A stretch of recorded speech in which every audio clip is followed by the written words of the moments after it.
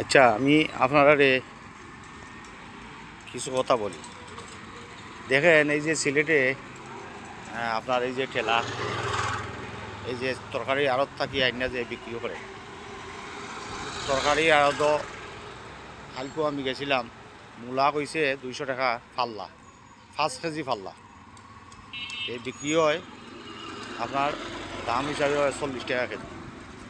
তারা আইনা বেছে 60 টাকা 70 টাকা কেজি। এই যে ঠেলা, এই যে ঠেলা দেখেনি, এই যে তরকারির ঠেলা এরা। আচ্ছা, বুড়ি বুড়ি 90 টাকা কেজি। তারা গেছে কত আপনারা জিজ্ঞাসা। কাঁচামরিচ আমি দিয়েছি কালকে 100 টাকা 120 টাকা, তারা 200 টাকা 150 টাকা এইভাবে। মানে আমি তো আর কিতা করবো, আমি মারছিলাম তরকারি এরকম লোকে ভাই আপনারা 15 টাকা 20 টাকা ধরুক কেজি, অত দাম ধরুন যে মানে মানছে লইতো গিলা। এখানেও ব্যবসায়ীর একজন দোকানদার আছে, এই বিচারা তার ফাঁস দিলাইল। তুমি মাতো তার 100 টাকা যদি 300 টাকা লইলাই তোমার কিটা। এখন এখন আমি চিন্তা করলাম কই রে, মাতলে তো মানে আর দরবার করবো, আমি আর মাতলাম না।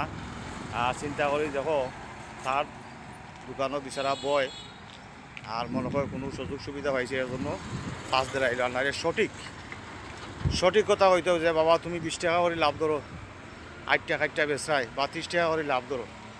এই যে এখানে দুনিয়াই ছাড়া লাভ, তো এটার নাম ব্যবসা হইল না আপনারা হোক চাই? হ্যাঁ, এটার নাম ব্যবসা নেই আপনারা হোক।